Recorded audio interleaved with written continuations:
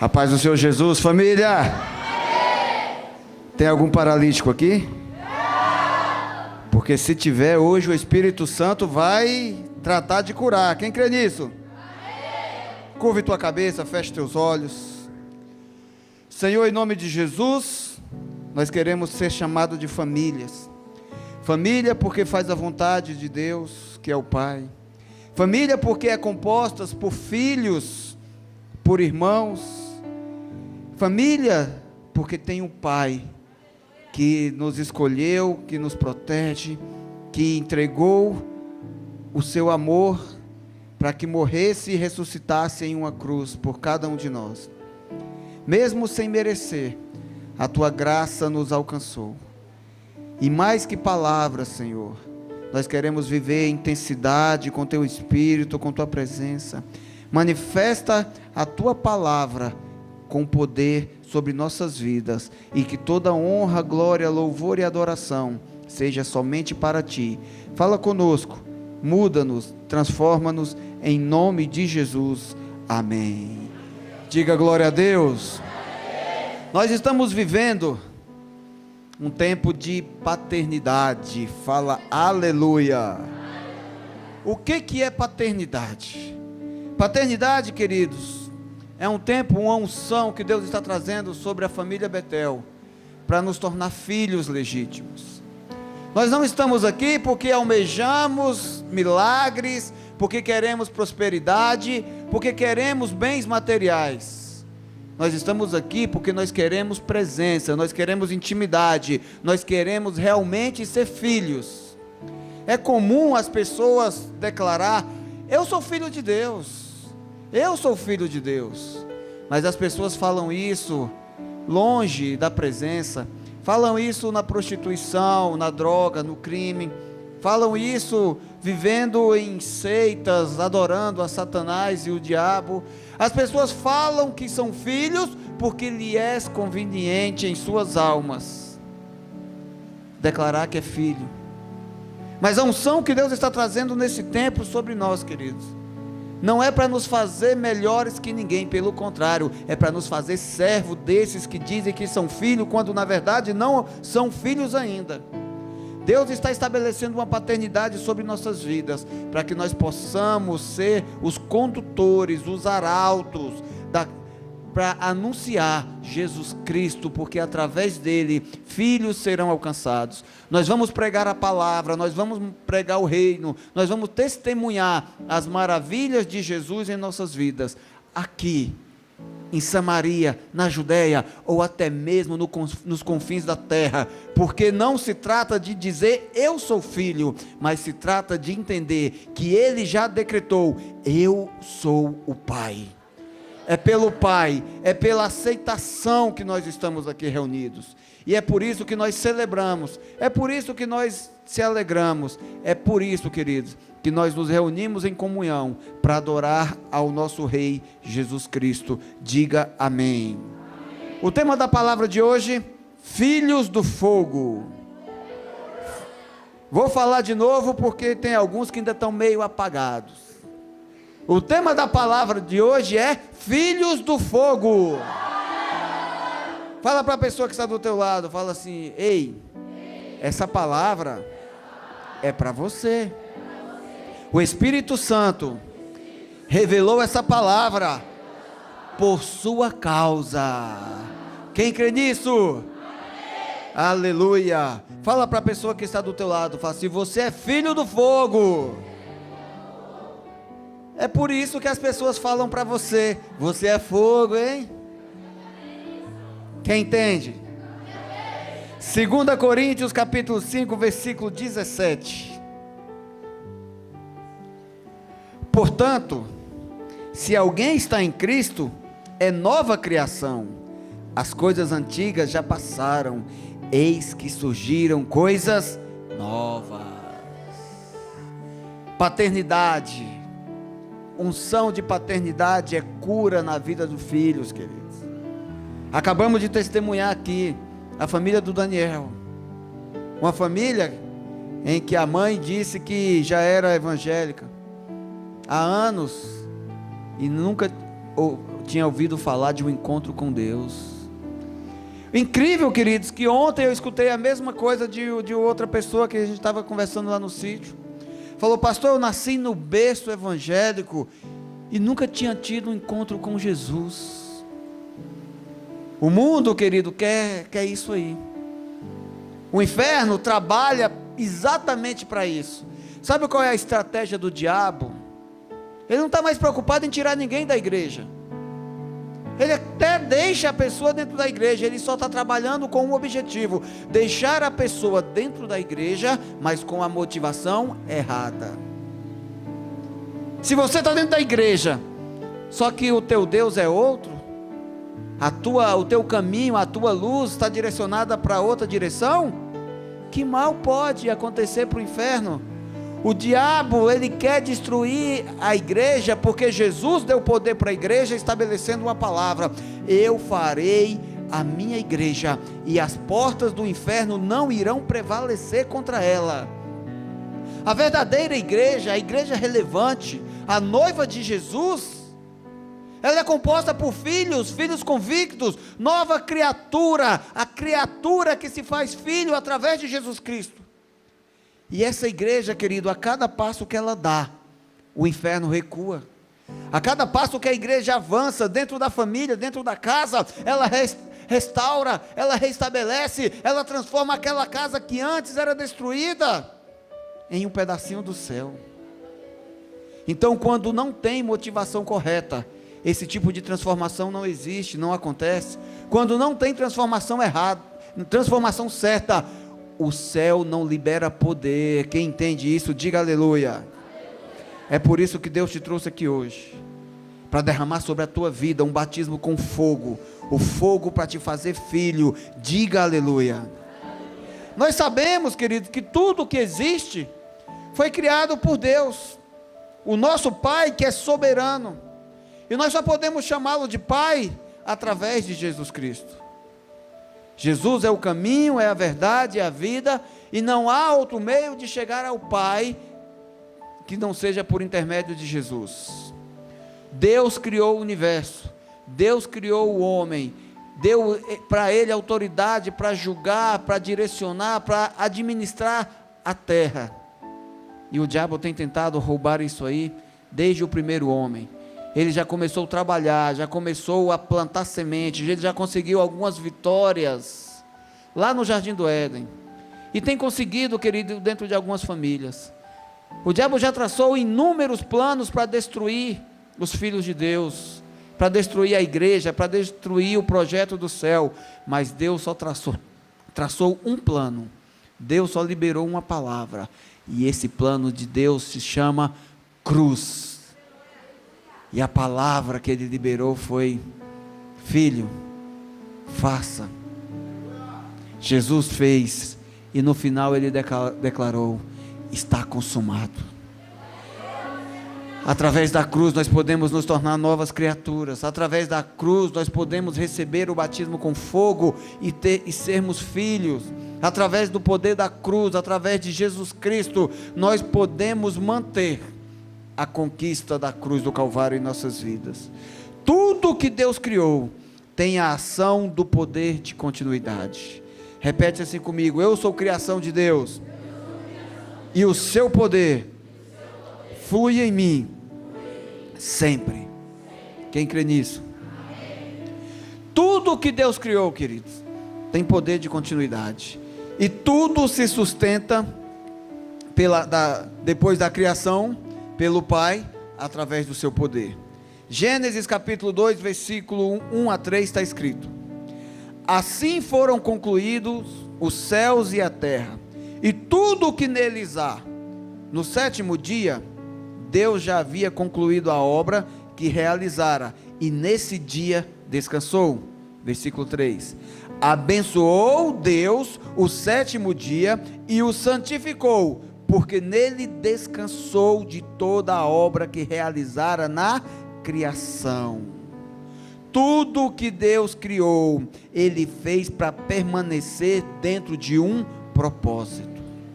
Tudo o que Deus fez, queridos, Ele fez com um propósito, Ele estabeleceu.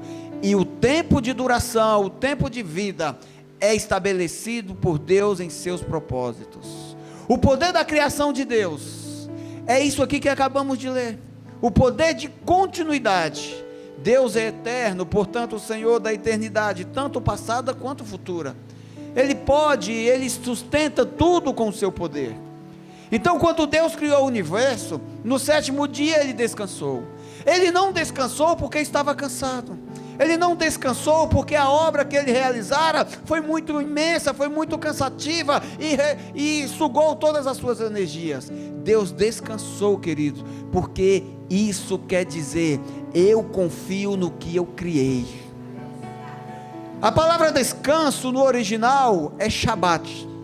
E a Bíblia fala que o Shabat, o descanso, não foi criado por causa de Deus, mas foi criado por causa do homem. Descansar em Deus, querido, confiar, mergulhar no Shabat, não é ficar parado, sem fazer nada. Nós confundimos descanso em ficar parado, sem fazer nada. Descanso em Deus, descansar no Shabat de Deus, é confiar que o seu poder da criação estabeleceu propósito na nossa existência, e quando nós descansamos em Deus, o seu poder dá continuidade na nossa vida. Quando aceitamos Jesus, quando nos arrependemos dos pecados, quando entregamos nossa vida ao poder de Cristo, nós estamos estabelecendo sobre nós essa unção de paternidade, que nós descansamos dele, e o seu poder traz sobre nós a condição de viver eternamente. Se você entende isso, diga aleluia. Tem coisas que não duram muito tempo. Tem pessoas, por exemplo, que vão ao encontro, recebem cura, testemunham aqui, e passam uma semana, já se esqueceram de tudo o que viveu, voltam a ser pior do que estavam antes. Quantas famílias já foram restauradas no encontro com Deus? Quantas famílias já foram restauradas numa célula, dentro de um culto? Quantas vidas já foram transformadas? Mas depois de um certo tempo, as pessoas desistem, as pessoas esquecem. As pessoas conseguem apagar o fogo que dão continuidade, que sustenta o seu poder de vida. Quem está entendendo, diga aleluia. Tudo que Deus criou tem poder de continuidade, desde que esteja conectado à fonte. Uma árvore, por exemplo, enquanto ela estiver plantada em um solo, e as suas raízes forem profundamente fixadas na terra, e da terra receberem nutrientes, e no tempo certo água, a árvore vai permanecer viva. Quem entende isso? Agora, se nós chegamos na árvore, tiramos a sua raiz da terra, e arrancamos do lugar, levamos para outro e deixamos a sua raiz exposta, o que acontece com a árvore dentro de poucos dias? Acontece o quê? Ela morre. Querido, o que garante a sustentabilidade de um projeto, de um propósito de Deus em nossas vidas, é a conexão, é as nossas raízes estarem fincadas na terra fértil, é as nossas raízes estarem fixas em Jesus Cristo. Quem entende isso, diga aleluia. O que garante a durabilidade de uma criação é a matéria-prima com que ela foi construída. Hoje os móveis de madeira, por exemplo, não duram para sempre. Na verdade, não dura quase nada. Nós compramos um guarda-roupa, e quando compramos a prestação, antes de pagar metade dele, o guarda-roupa já se desfez. Alguém já viveu essa experiência? Compramos uma mesa, uma cadeira, e com o uso, dentro de poucos meses já está aquela coisa toda mal estruturada. Hoje a madeira é prensada. A gente conhece a maioria dos móveis, pelo menos os móveis populares, são conhecidos como MDF, que é uma madeira aglomerada. Quem sabe do que eu estou falando, diga aleluia. Esse tipo de móvel não dura muito tempo. Por quê? Porque ele já é feito mesmo para durar pouco. Não tem qualidade na sua criação. O seu propósito já foi feito para quê? Para movimentar o mercado capitalista. Quem entende isso, diga misericórdia. Agora você pega uma árvore que produz madeira de lei. Corta a madeira, faz uma mesa resistente com madeira genuína. Uma mesa com uma árvore de madeira de lei, uma mesa feita com madeira que foi extraída de uma árvore conhecida como madeira de lei, dura 200, 300, 400 anos. Quem entende isso, diga aleluia. Então o tempo de duração de uma criação, queridos, depende da matéria-prima com que ela foi construída. Deus estabeleceu filhos para viver a eternidade, diga aleluia. E a matéria-prima que Ele colocou dentro de nós chama-se Espírito Santo. É o Espírito Santo que acende a chama do fogo, que nos sustenta, que nos faz andar. Mas para isso, trazer a eternidade, consolidá-la dentro de nós, nós temos que estar conectados, nós temos que entrar no propósito, nós temos que viver o propósito de Deus. Como? Conhecendo e praticando a palavra, diga aleluia. Mergulhando e nos arrependendo todos os dias, reconhecendo que somos filhos deficientes, que dependemos da direção de Deus. É por isso, querido, que temos 2 cultos semanais, é por isso que temos discipulado, é por isso que estabelecemos células, é por isso que temos o evangelismo, as orações, os louvores, é por isso que estabelecemos comunhão praticamente todos os dias, para manter o propósito de Deus vivo dentro de nós, para que as nossas raízes não sejam arrancadas. O diabo trabalha, querido, para você viver como o projeto de Deus, mas com as raízes fora do propósito. Isso aí vai fazer com que você morra. E não tem coisa pior do que o filho morrer dentro da igreja. Porque o diabo vai falar: tá vendo? Estava na igreja, morreu. Não foi culpa minha, eu só plantei uma sementinha, eu só mostrei para ele que ele poderia ser feliz, ele decidiu, foi o livre-arbítrio que Deus deu a ele, que fez ele optar por mim. E esse tipo de testemunho, queridos, faz com que as pessoas se afastem. Quantas e quantas pessoas você conhece que atacam, criticam a igreja? Quantas e quantas pessoas que você conhece, que estão hoje falando mal de você, que estão te atacando, só porque você decidiu ser filho. Acontece com mais alguém aqui ou só comigo? Alguém aqui mais vive isso, conhece pessoas assim? Glória a Deus, pensei que estava com defeito, pensei que era só comigo.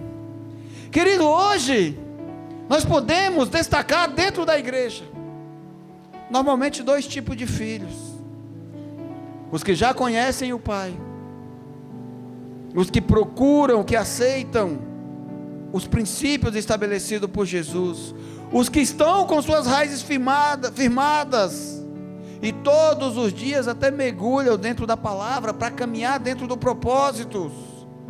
E esses filhos têm sonhos, e esses filhos esperam pela provisão do Pai, pela proteção, pelos livramentos. Esses filhos são alimentados pela palavra, e essa palavra gera fé. Esse tipo de filho são os que nós iremos comparar hoje a José do Egito, diga aleluia. José era um filho, na verdade o 11º filho de Jacó, que teve um encontro com Deus e teve a sua identidade transformada em Israel. Jacó, o 11º filho, José, o 11º filho de Israel, era um filho que veio na sua velhice, um filho que trazia muita alegria, o filho, queridos, que era amado pelo pai. E a Bíblia fala que José era um filho favorito de Israel. E os outros irmãos, por causa disso, ficaram com inveja. Atacavam, agrediam, tratavam a José com indiferença. E teve um dia que Israel deu a José uma túnica. Meu irmão, pensa numa túnica. Uma túnica digna de nobre. Somente os tops, aqueles caixa alta, pessoa muito importante, tinha uma túnica como aquela, uma túnica colorida, uma túnica de mangas longas, feita com um material muito especial. Isso demonstrava para os irmãos: puxa, o nosso pai não gosta da gente, o nosso pai nos despreza, o nosso pai só gosta de José. E quando José chegava perto dos irmãos, ele era tratado com indiferença. Quem está entendendo, diga aleluia. Filhos, queridos, preferidos, são alvos dos invejosos. Sabe quem é você para Deus? Sabe quem é você para Deus? Olha para a pessoa que está do teu lado, me ajuda a pregar. Fala assim para ele: você é o filho favorito do Pai Celestial. Você aceita a paternidade? Quem é filho favorito de Deus aí, diga aleluia. Então dá uma salva de palmas a Ele. Hoje é o dia dos pais. E a melhor maneira, querido, de expressar a gratidão por um pai, a melhor maneira de dizer ao pai que o valor que ele tem nas nossas vidas, é aceitando a paternidade. Sabe por que você é atacado algumas vezes? Sabe por que você é tratado com indiferença? Sabe por que você vive algumas situações adversas? Porque você é filho favorito, queridos. Deus viu algo especial em você. E filho favorito, o pai estabelece propósito. Filho favorito tem sonho que o pai revelou. Diga aleluia. José foi um desses. José sonhou, e no seu sonho ele viu ele e os irmãos trabalhando na colheita, e os feixes que os irmãos colhiam se prostravam diante do feixe dele. José teve outro sonho onde ele viu o sol, a lua e as estrelas se prostrando diante dele. Ah, meu irmão, isso aí provocou um alvoroço dentro da família. Aqueles irmãos que não gostavam de José, por sentir inveja, por sentir ciúmes, quando José revelou esse sonho, passaram a ter ódio mortal em seus corações, a ponto de planejarem assassinar José. Sabe os seus sonhos? Sabe os teus sonhos? Não sai contando para qualquer um não, meu irmão. Tem hora que a gente viaja. Tem hora que as pessoas deixam os sonhos escapar. Mas é um sonho de uma viagem muito louca. Tem sonho, meu irmão, que não vai te levar para lugar nenhum. Então, para não passar vergonha, não fica contando para qualquer um. Não, porque tem sonho aí que não tem cabimento, meu irmão. Quem conhece algum sonhador desses? Eu já fui um desses. Eu já tive cada sonho. Quando eu era criança, eu sonhava em ser o super-homem. Eu sonhava em ser o Zorro. Eu sonhava em ser um super-herói. Quem já teve sonho parecido? Não me olha atravessado não, que eu sei que está cheio de carinha aqui que amarrou a toalha e saiu por aí, ó. Que vestiu a cueca por cima da calça e saiu correndo, gritando dentro de casa. Aí, tá vendo? Tem sonhos que são sonhos infantis, sonhos de criança, sonhos que envolvem a mente numa espécie de fantasia. Não é problema, querido, as crianças sonharem. O problema é os adultos ter sonho de criança quando são adultos. O problema é você já estar numa idade mental para ter sonho de adulto, e continuar querendo andar por aí com a cueca por cima da calça. Quem está entendendo, fala misericórdia. José teve um sonho, meu irmão. José tinha 17 anos e não entendeu o propósito que Deus tinha estabelecido na sua vida. Uma coisa que José tinha era o seguinte: eu sou filho de Deus, eu sei quem eu sou, eu sei quem é Deus na minha vida. E ele não teve maturidade para dividir o sonho com os irmãos. E por receber aquela túnica de seu pai, ele se tornou um garoto mimado. Mas Deus tinha um propósito na vida de José. E mesmo quando os irmãos começaram a tramar contra a vida dele, Deus estava no controle de tudo. Diga aleluia. Profetiza na vida da pessoa que está do teu lado. Fala assim: como José, Deus tem um projeto, um propósito na sua vida. Se prepara, vai ser moleza. Fala assim, amém. Foi moleza para José. Quem entende, diga aleluia. Olha só o que está escrito em Gênesis 37:19. Te aconselho, querido, a ler a história de José completa, tá? A partir de Gênesis capítulo 37. Olha só o que está escrito aqui.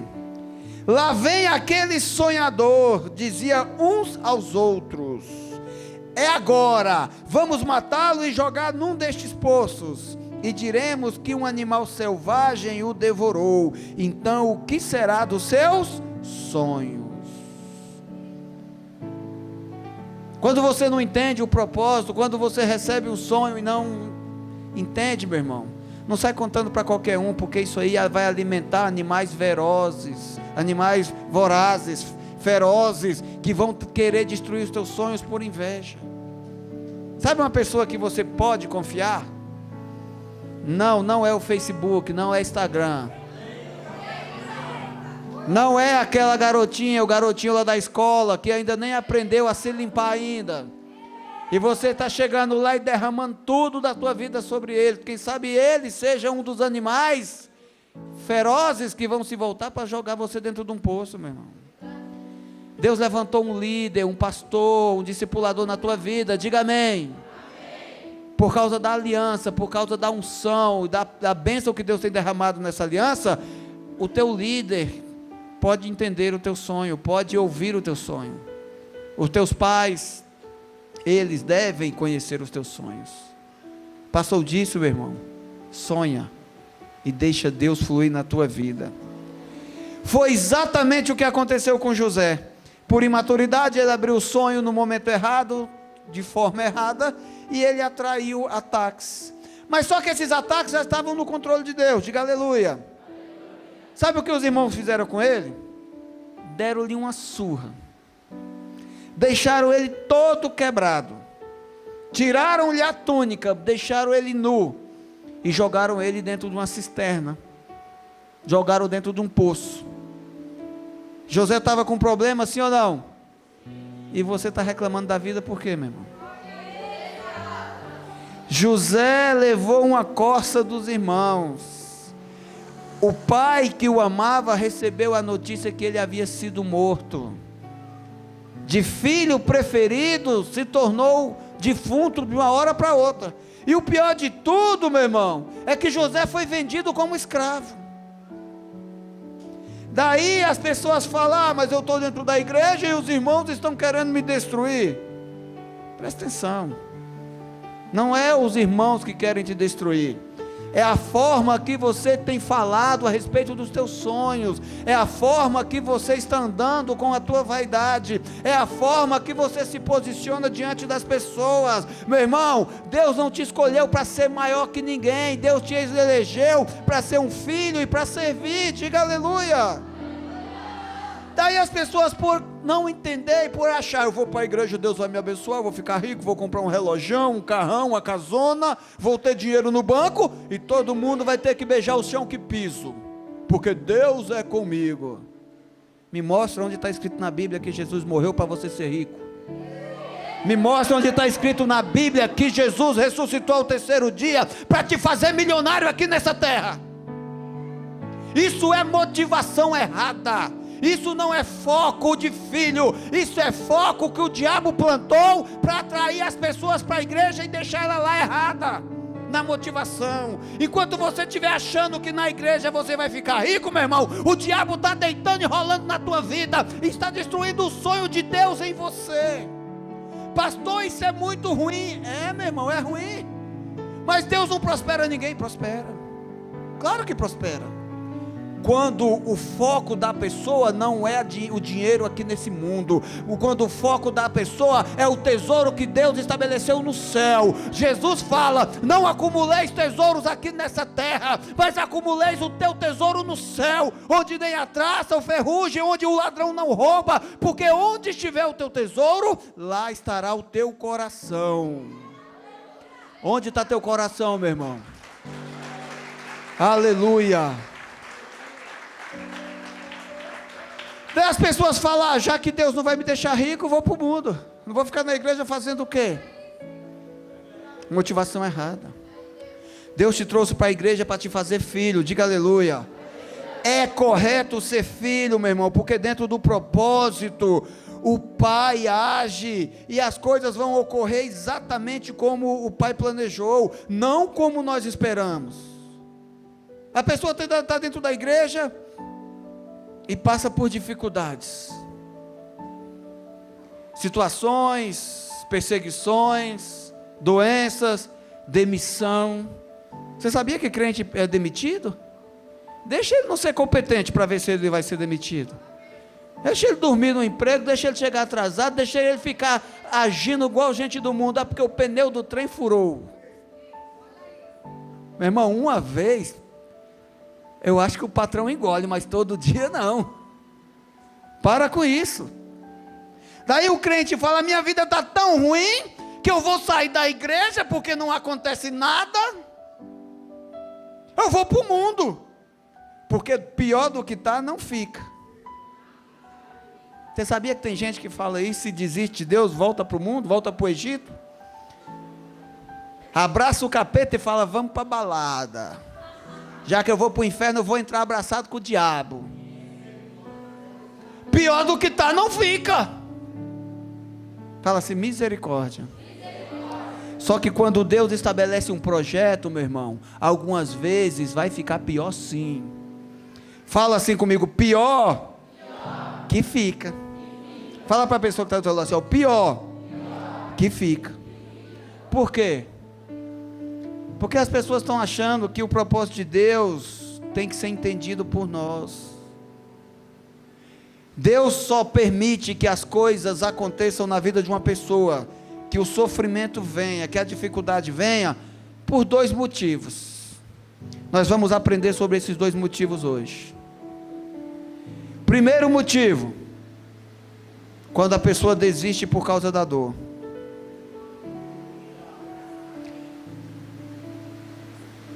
É o bálsamo que vem na nossa alma, que alivia toda a dor do nosso interior. É o Espírito Santo. E mesmo você enfrentando dificuldades na presença de Deus, meu irmão, você pode ter certeza, essa dificuldade tem um propósito. Mas as pessoas pensam que não ficam pior. Ah, mas eu estou dentro da casa de Deus, então eu vou desistir. Vai desistir por causa da dor, meu irmão? Sabe por que crente recebe pressão? Sim ou não? Quem quer aprender? Porque a pressão, meu irmão, revela o que tem dentro de você. Alguém já espremeu a pasta de dente? Fez assim, tudo que está dentro sai para fora? Deus tem hora que Ele não deixa o diabo não. Nem toda pressão que vem na nossa vida é do diabo, meu irmão. Algumas vezes é Deus apertando você. Ah, Deus não sabe o que tem dentro de mim. Ele sabe, mas Ele quer que você também veja. Sabe o que é bom do encontro com Deus, meu irmão? Que a gente não encontra só Deus, a gente encontra com nós mesmos lá. Vocês viram o que tinha dentro de vocês? Alguém aí viu? O melhor do encontro com Deus na minha vida, meu irmão, não foi eu conhecer Jesus. foi eu entender quem eu era. Eu desistia de tudo. Qualquer dorzinha, não vou, está doendo. Não vou mais para a igreja porque eu perdi o emprego. Não vou mais para a igreja porque a conta de luz esse mês veio muito alta. Não é exagero não, meu irmão, é realidade. Tem gente que desiste de Deus por motivos mais banais do que esse. Deus permite que haja pressão na vida de uma pessoa, não é para Ele ver o que tem dentro de nós, porque Ele nos conhece, Ele sabe o que realmente tem dentro, mas Ele permite que algumas vezes a pressão venha sobre nossas vidas, para você conhecer quem é você, para você entender quem realmente você é, porque só depois que você entender quem você é, que o propósito de Deus começa. E se for preciso, meu irmão, mostrar para você quem você é, e isso for causar sofrimento em você, Deus vai fazer acontecer, porque o projeto de Deus na nossa vida não vai ser mudado. Fala assim, aleluia. Aleluia. É duro de ouvir isso, sim ou não? Mas é necessário. Tiago capítulo 1 versículo 2, meus irmãos, é para te motivar, é por isso que Deus está te apertando hoje. Meus irmãos, presta atenção, considerem motivo de grande alegria o fato de passarem por diversas provações. Bem-aventurado é aquele que por minha causa sofre injúrias, acusações e agressões. Jesus já ensina, Jesus fala, se preparem, tem de bom ânimo, porque no mundo vocês terão aflição, mas não tema, porque eu venci o mundo. Então não fica pensando que ser filho, que estar na igreja, que pregar a palavra, viver a palavra, praticar e obedecer, vai te tornar, meu irmão, uma pessoa blindada e não vai acontecer nada de ruim. Somos nós que determina a intensidade do nosso relacionamento com o Espírito Santo. Dores, dificuldades, situações são necessárias para nos fazerem forte. Diga aleluia. Meus irmãos, considerem motivo de grande alegria o fato de passarem por diversas provações.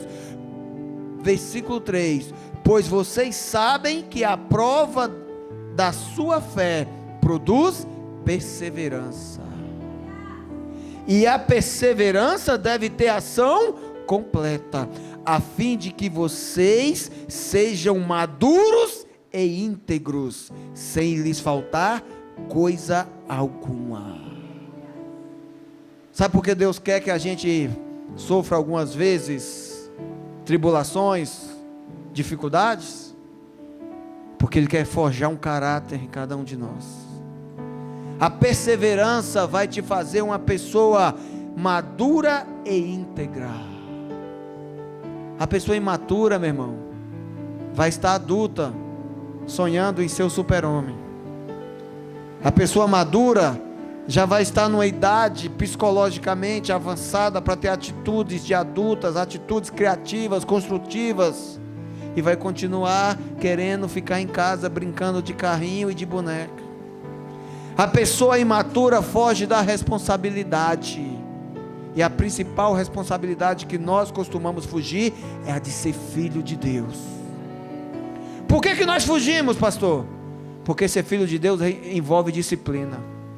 Ser filho de Deus envolve renúncia. Ser filho de Deus envolve, meu irmão, ter fé, aceitar a vontade dEle e diminuir a nossa. Para que Ele cresça, eu preciso diminuir.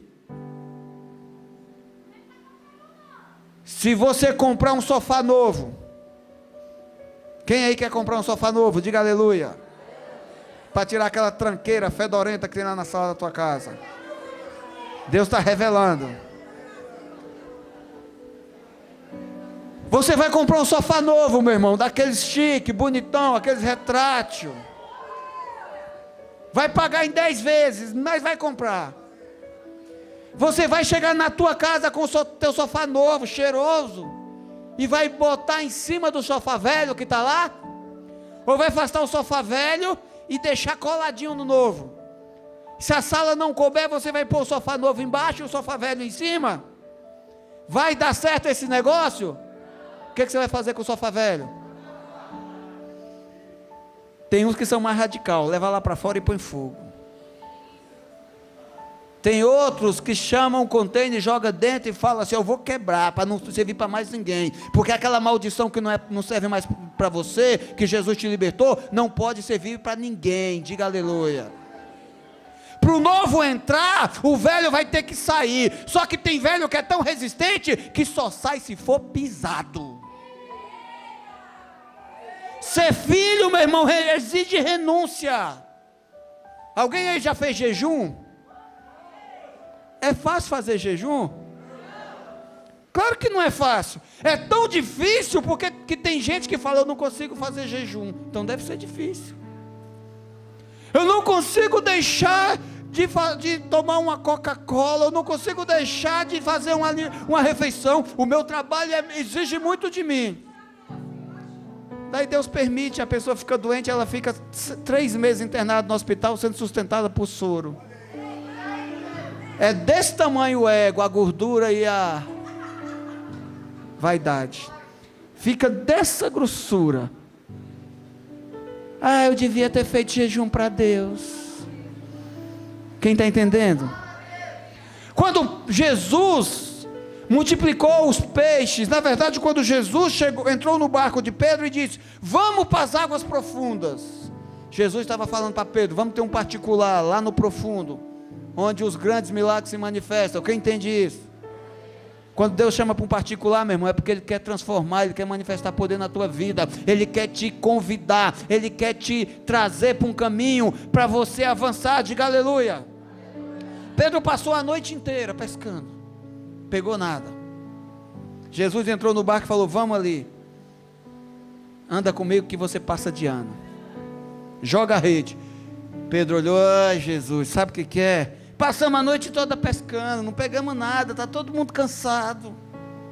A gente já até lavou as redes para guardar, vamos descansar e deixar para amanhã. Mas vou fazer o seguinte, Jesus, só porque você que está falando, eu vou lançar. Jesus liberou a palavra, meu irmão, não discute não, faz. Pedro jogou a rede e veio aquele monte de peixes que eles tiveram que pedir ajuda. Jesus falou: agora vamos sair do barco. Avançaram para a praia. Jesus falou para Pedro: olha, a partir de hoje, vocês não são mais pescadores de peixe, mas eu vou fazer de vocês pescadores de homens. Deixa tudo aí e me segue. Está lá escrito na tua Bíblia, Lucas capítulo 5. Eles abandonaram os barcos e os peixes, deixaram tudo para trás e seguiram Jesus. Sabe por que Jesus só convidou Pedro para ser discípulo depois da grande pesca? Porque antes da grande pesca Pedro não tinha nada para renunciar. Depois da grande pesca ele teve que renunciar, no mínimo, fruto de 1 mês de trabalho para seguir a Jesus. Diga aleluia. Só que Pedro errou, meu irmão. Pedro deixou o barco lá, Pedro deixou as redes. Pedro deveria ter tocado fogo em tudo. Tem coisa do teu passado que você vai ter que tocar fogo, porque senão você vai fugir na primeira pressão que você receber. Quando nós decidimos andar com Jesus, não pode ter rota de escape, não pode ter plano B. É no alvo que eu prossigo. As velhas coisas eu deixei para trás. Eu vou para o alvo da soberana vocação que está em Cristo, que é a vida eterna. Pedro não queimou o barco, Pedro deixou a rota de escape, Pedro deixou o plano B. Eu vou para a igreja, se não der certo eu vou para macumba. Você sabia que está cheio de crente que vem aqui para a igreja, vai para o encontro, vê tudo o que acontece, conhece a verdade, cansa da igreja e volta para macumba? É misericórdia mesmo, meu irmão. Está acontecendo isso porque motivação errada. Quando Jesus foi crucificado, todo mundo sabe que Pedro renunciou a Jesus 3 vezes, sim ou não? Jesus morreu, foi colocado no túmulo, ressuscitou, e Pedro ficou ali, mas os outros com medo das perseguições, até Jesus vir restaurar Pedro, até Jesus vir estabelecer Pedro novamente. Pedro desviou, meu irmão. E sabe o que Pedro fez? João capítulo 20. Pedro olhou para os irmãos e falou: eu vou pescar. Ele, além de desviar, porque Jesus falou, você não vai mais pescar peixe, você vai pescar homens, vidas para o meu reino.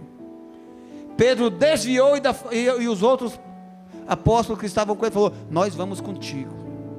Quando você não queima os barcos, você deixa a opção para usar como plano B no dia da pressão, além de você desviar, você ainda arrasta alguns contigo. Aceita o conselho? Queima os barcos. A família que acabou de testemunhar aqui, sabe esse tempo que vocês perderam sem se falar? Começa a pôr em prática. Cola, diga que ama todos os dias, abraça, beija, passa a madrugada hoje conversando para tirar o atraso dos dias que vocês não se falaram. Pega na mão, vamos para o culto. Vamos ser incendiados pelo Espírito Santo. Começa a glorificar, exaltar Jesus todos os dias. Não perca mais tempo. Queima os barcos. Aleluia. A tribulação produz perseverança, e a perseverança tem que ter ação completa, a fim de nos tornar maduros e íntegros, sem nos faltar nada. Diga aleluia. Fala para a pessoa que está do teu lado, queima os barcos. Número 2, Deus permite que tribulações, dificuldades, situações adversas aconteçam na vida de alguns filhos, porque Deus precisa de filhos decididos. Fala assim, Deus precisa construir em mim um caráter de filho decidido. Voltando a José, e você fala, pior do que está não fica, e o pior que fica. José era o filho favorito e tinha tudo do pai. Os irmãos começaram a fazer bullying com ele, inveja, uns tapinhas de vez em quando, e a coisa foi piorando. Ganhou uma túnica, o que era para ser legal para ele, se tornou razão de morte. Levou uma surra grave, foi lançado num poço, tomar as suas vestes. Daí você fala, pior do que está não fica. Quando tem propósito de Deus, pode ficar, mas para teu bem, diga aleluia. José foi vendido como escravo para uma caravana de ismaelitas que ia ao rumo do Egito. Chegou lá, José foi vendido novamente a mercadores de escravos, e esses mercadores de escravos venderam José para um homem chamado Potifar, que era servo de confiança do faraó. Meu irmão, de filho favorito, em um dia o cara virou mercadoria, virou escravo. Ele começou a ser negociado a troco de prata, a troco de dinheiro. Fala misericórdia. Daí você fala, pior do que está não fica. Quando tem propósito de Deus, fica. Olha para a pessoa que está do teu lado e fala assim, e você, hein? Reclamando de quê? Está entendendo, irmão? Meu irmão, José foi levado para um quartel-general, porque vocês sabem que soldado, ele antes de ser mandado para a batalha, ele precisa passar por um treinamento. Ele foi levado para a casa de Potifar, e lá o favor de Deus estava com ele. José sabia quem era Deus na sua vida. Em nenhum momento você vai ver escrito na Bíblia que José amaldiçoou Deus ou pensou em desistir. Em nenhum momento José falou mal contra Deus. José era crente, José era filho, José tinha chama do Espírito Santo dentro dele. Diga aleluia. E quando José estava na casa de Potifar, a graça de Deus veio sobre a sua vida, e logo ele começou a demonstrar essa graça. Tudo que José fazia prosperava. O que Potifar fez? Foi lhe dando autoridade. A coisa foi ficando boa, a coisa foi prosperando, e José começou a achar bom. Só que pior do que está não fica? Pode ficar. Deus quer fazer você, meu irmão, coluna para poder sustentar o poder de continuidade que Ele estabeleceu para você viver. Deus quer forjar um caráter forte em você, diga amém.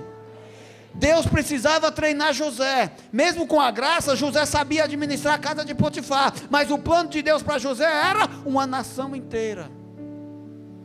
Então Deus permitiu que coisas continuassem acontecendo. A esposa de Potifar assediou José. 1, 2, 3, preparou o cenário, arquitetou planos, e José falou: não, de jeito nenhum, o meu Senhor confiou a casa a mim, Ele confiou tudo o que possui aos meus cuidados, e eu não vou pagar o amor que Ele tem por mim, a confiança, com isso.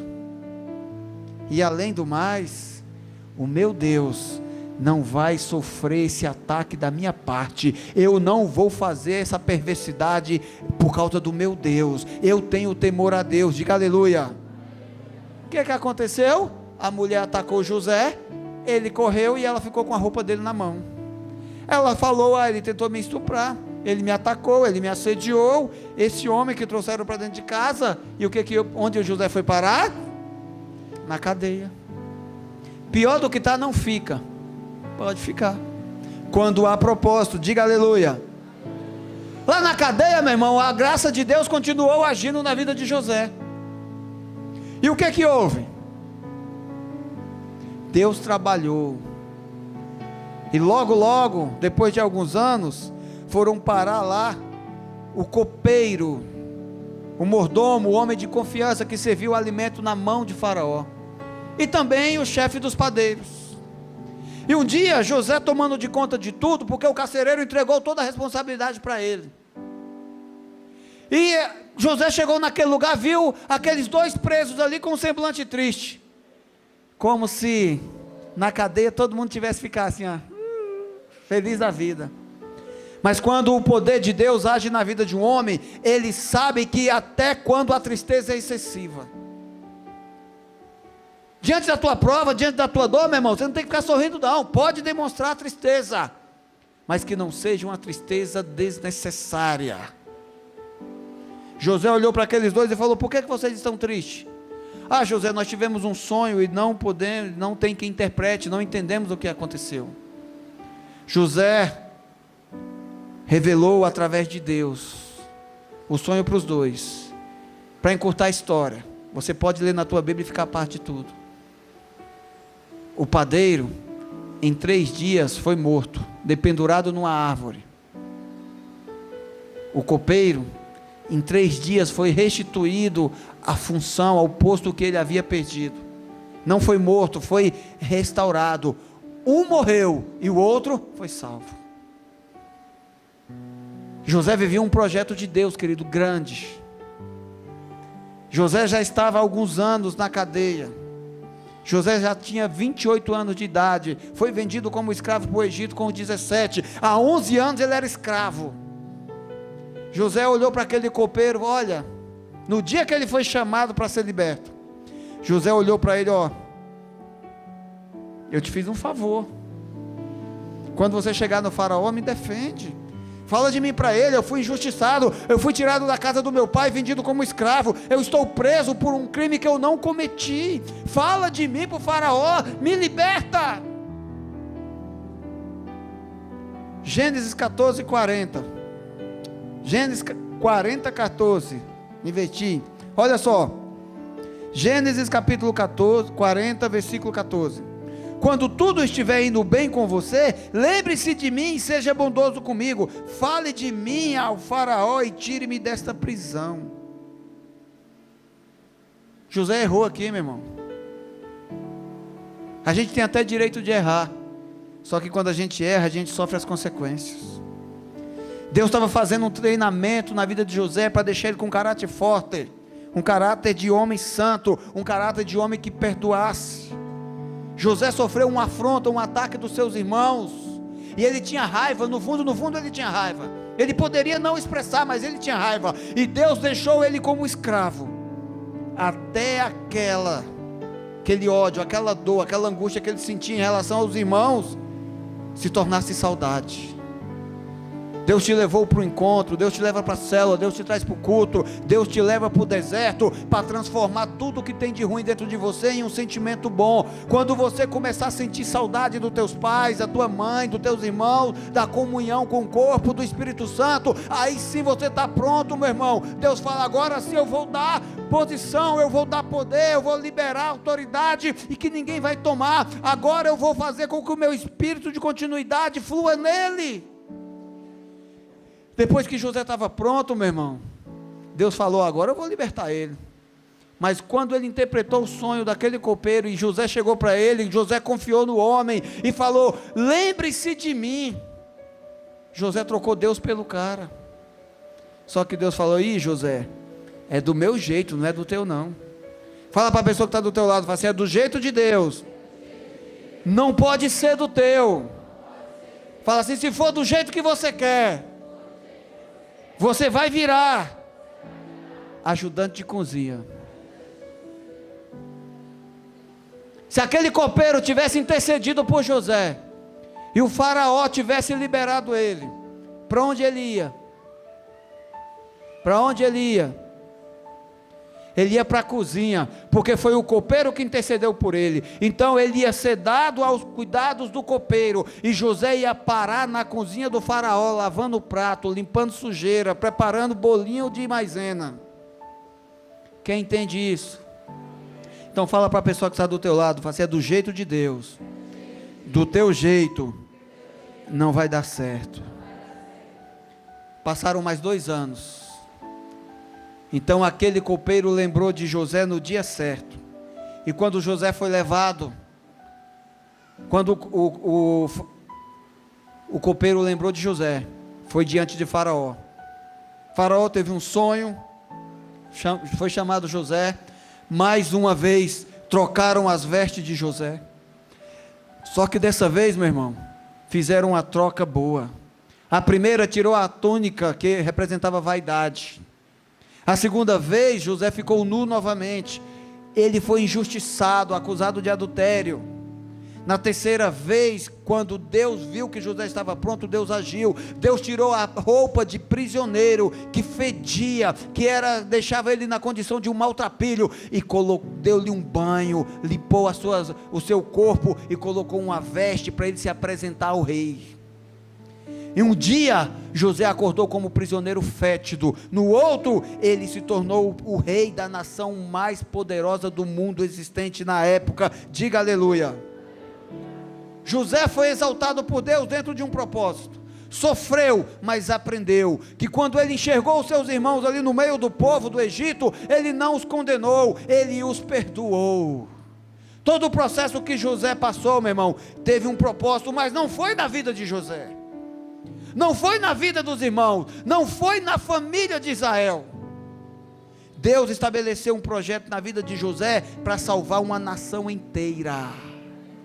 Deus deu autoridade, deu poder, deu um anel no dedo, mas não foi para José ser exaltado, mas foi para José começar a trabalhar. José passou 14 anos trabalhando de uma maneira muito árdua, para administrar prosperidade e fazer reservas para mais 7 anos de fome, e isso fez o propósito de Deus cumprir na vida dele. A fome foi tão grande no Egito, depois de uma prosperidade tão enorme, que os irmãos de José, a família de José, foi alcançada a quilômetros de distância. Não reclame, meu irmão, quando Deus estiver trabalhando na tua vida. Deus está trabalhando em teu favor. Esse é um tipo de filho, o filho que conhece, o filho que recebe o propósito e muitas vezes não entende e até reclama. O filho que não suporta, o filho que desiste na primeira dor. Meu irmão, se está doendo, se está difícil, vai até o fim, porque Deus te escolheu para ser filho. Ele vai até permitir você sofrer algumas tribulações, mas o propósito vai te fazer totalmente maduro e íntegro para receber a responsabilidade que Deus quer para você. Deus quer te fazer coluna que suporte pressão, porque quando você receber pressão, o que vai ter dentro de você é o Espírito Santo, e o Espírito Santo tem poder. Diga aleluia. Aplaudam Jesus. Deixa eu falar rapidinho do outro tipo de filho. É o filho do pecado, meu irmão. É o filho que está no engano e fala que é filho. É o filho que está lá fora, que não conhece Jesus. Aqui dentro da igreja hoje tem dois tipos de filho. O filho que é filho e passa a provação e quer desistir, mas hoje Deus está revelando que a provação tem propósito. E tem o filho que não conhece Jesus, que nunca ouviu falar, que fala que é filho porque está na moda, mas nunca sentiu o cheiro, a essência do Pai. Daí você pergunta: pastor, estou começando a entender. Eu só não entendi até agora, porque o tema da palavra é filho do fogo. Deixa eu falar para você, meu irmão. Deus quer filho, e Ele gera caráter em filho, e o melhor caráter é gerado com fogo. E para esse tipo de filho, Deus levanta profetas, Deus move os céus, Deus manda fogo, só para libertar, para salvar e para trazer de volta. Teve um tempo que a nação de Israel era governada por Acabe e Jezabel. Acabe era dos filhos de Israel, e Jezabel era dos filhos dos sidônios. Sidônios, querido, vinha da cidade de Sidom, um povo feiticeiro, idólatra. E quando Acabe se casou com Jezabel, fruto de um casamento arranjado para estabelecer um poder político, um poder econômico nas nações, Jezabel acabou exercendo influência. E o que Jezabel fez com Acabe? Olha, tira todos os altares que foram estabelecidos para o Deus de Israel, para o teu Deus, para o Deus Todo-Poderoso, e vamos colocar uns ídolos, vamos estabelecer Baal nessa nação. Está cheio de gente, meu irmão, que troca Deus por Baal, porque não conhece o verdadeiro poder do Pai, então se rende a qualquer tipo de conversa. Diga aleluia. Então esses filhos aí, que Deus estabeleceu um propósito, estão aí fora falando que é filho de Deus, mas está cheio de idolatria, está cheio de deuses, está cheio de coisa errada, está cheio de ódio, está cheio de motivação, e Deus quer liberar poder para transformar a vida desses filhos. Diga aleluia. Rapidamente, preste atenção. Se você não conseguir pegar agora, a célula vai continuar a ministração desse esboço, então não falte a célula essa semana. Veja depois no canal do YouTube a palavra para você compreender melhor. 1 Reis capítulo 18 versículo 30. Deus levantou um profeta chamado Elias para estabelecer a paternidade da nação de Israel, que era dominada por idólatras. Deus foi trocado por Baal. Então Deus mandou Elias e falou assim: então Elias disse a todo o povo: aproxime-se de mim. O povo aproximou-se. Elias reparou o altar do Senhor que estava em ruínas. Depois apanhou 12 pedras, uma para cada tribo dos descendentes de Jacó, a quem a palavra do Senhor tinha sido dirigida, e disse: seu nome será Israel. Como pedras construiu um altar em honra ao nome do Senhor, e cavou ao redor do altar uma valeta com capacidade de 2 medidas de semente. Deixa eu dar uma pausa aqui só para te explicar uma coisa. Quando Elias reuniu o povo, ele também havia convocado Acabe, porque 3 anos e meio antes desse dia aqui, Elias chegou no meio da nação e falou: não vai chover, por causa do pecado de vocês, por causa da idolatria. Deus mandou estabelecer um tempo de provação sobre essa nação. O clima na nação de Israel é um clima de deserto, a água já é escassa, mas 3 anos e meio sem chuva nenhuma, meu irmão, fez a fome se estabelecer, fez o caos tomar de conta daquela nação. Então o povo começou a passar fome, começou a sofrer, começou a perder tudo o que tinha. Depois que Deus falou, 3 anos e meio, o povo está aprendendo, já sofreu, eu vou mandar Elias voltar lá e resolver o problema. Então Elias convocou o povo e disse isso que nós estamos lendo agora, versículo 33, depois arrumou a lenha, cortou o novilho em pedaços e o pôs sobre a lenha. Então disse-lhes: encha de água 4 jarras grandes e derrama-na sobre o holocausto e sobre a lenha. Primeira coisa que Elias fez, ele restaurou o altar. Sabe o que é restaurar o altar? Arrependimento. Ah, pastor, eu não pequei hoje. Então se arrependa, só por não reconhecer que você não pecou. Mentira é pecado.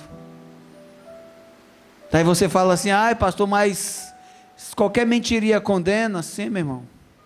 É por isso que a gente tem que se arrepender todo dia. Porque se os mentirosos for ficar de fora por falta de arrependimento, não entra ninguém no céu. Todo mundo vai ficar de fora por causa da falta de arrependimento. Então quando eu me arrependo todos os dias, eu estou restaurando o altar. E o que Elias colocou? 12 pedras, simbolizando as 12 tribos da nação de Israel. Ele fez o que? Colocou o sacrifício. Ele trouxe água, porque a água era a coisa mais preciosa que eles tinham na nação naquela época. Então o que ele fez? Versículo 36. A hora do sacrifício, o profeta Elias colocou-se à frente e orou: ó Senhor Deus de Abraão, de Isaque e de Israel, que hoje fique conhecido que tu és Deus em Israel, e que eu sou teu servo, e que fiz todas as coisas por ordem tua. Responde-me, ó Senhor, responde-me, para que esse povo saiba que tu, ó Senhor, é Deus, e que fazes o coração deles voltar para ti. Quando tem sacrifício, quando tem altar estabelecido, quando tem o que é mais precioso, quando tem oração e clamor, Deus não resiste. E o que Deus faz é isso aqui, meu irmão: então o fogo do Senhor caiu e queimou completamente o holocausto, a lenha, as pedras, o chão, e também secou totalmente a água na valeta. Deus mandou fogo do céu, e quando aquela nação dos filhos perdidos, que estavam na idolatria por causa da mentira dos seus governantes, viu o fogo de Deus vir sobre o altar, aceitar o sacrifício, sabe o que eles fizeram? Versículo 39, quando o povo viu isso, todos caíram prostrados e gritaram: o Senhor é Deus, o Senhor é Deus.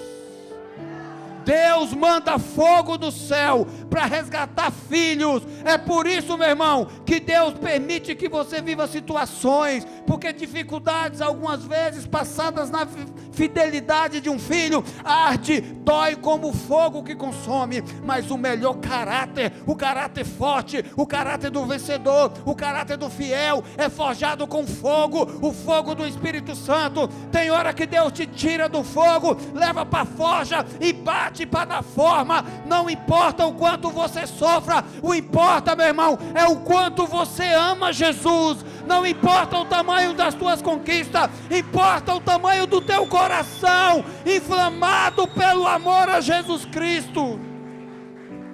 É isso que Deus espera de você. Deus manda fogo do céu para edificar a vida de filhos. Deus manda poder para transformar a vida daqueles que estão perdidos. Deus manda poder para libertar aquele que está envolvido na mentira. Eu quero que você curve a tua cabeça por esse instante. Eu quero que você feche os teus olhos. Eu quero orar contigo, meu irmão. Mas antes nós vamos celebrar a ceia do Senhor. Nós vamos tomar a Santa Ceia, que foi uma ordenança dada por Jesus, através dos 12 discípulos, através da igreja primitiva. O poder da continuidade do Pai veio através do Filho. A paternidade é estabelecida em nossas vidas. Quando eu aceito Jesus, eu me faço filho, então eu começo a fluir o poder de continuidade. Quando eu prego Jesus para mais alguém, e essa pessoa aceita Jesus, ele também se torna filho, então o poder do Pai continua fluindo. O poder da continuidade de Deus é dar continuidade na salvação. Quando nós clamamos para que Jesus salve, nós estamos fazendo como Elias fez. Nós estamos pedindo perdão pelos nossos pecados e pelos pecados dos nossos irmãos. E nós estamos pedindo que Deus mande fogo do céu. Deus não manda fogo do céu para consumir o filho, meu irmão. Deus manda fogo do céu para empoderar o filho com intimidade. Hoje nós vamos tomar a Santa Ceia. Você que é batizado: pastor, eu pequei o mês inteiro. Não tem problema, meu irmão. O arrependimento vai te dar a condição de ser filho, e as tuas vestes vão ser trocadas como as de José. Talvez as tuas vestes estejam fétidas, como a de um prisioneiro, mas hoje Deus vai colocar a identidade de um filho, de um governante. O sofrimento que você passa algumas vezes é para estabelecer força no teu caráter. Talvez você não entendeu porque Deus permitiu que algumas percas acontecessem na tua vida ontem, para que essa perca te faça forte, te dê um caráter decisivo de autoridade, de fidelidade, para amanhã você governar uma nação inteira. Se você entende, diga aleluia. Quando eu tomo a Santa Ceia, eu estou declarando que não vou desistir. Eu estou declarando que mesmo tendo pecado, eu me arrependo e continuo sendo filho. Eu aceito o Espírito Santo agindo em minha vida.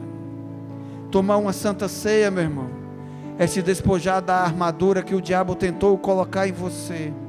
A armadura de criminoso, de preguiçoso, de mentiroso, a armadura de ladrão, a armadura do idólatra, a armadura do adultério, a armadura da prostituição, da pornografia.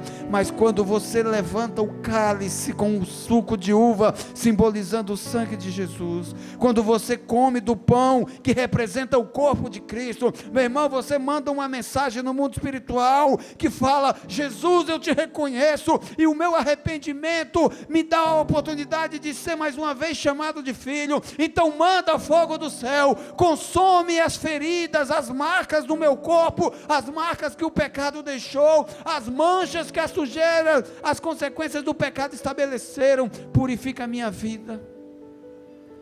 Hoje Deus está derramando o fogo do céu sobre este lugar, para estabelecer uma nação, uma geração de filhos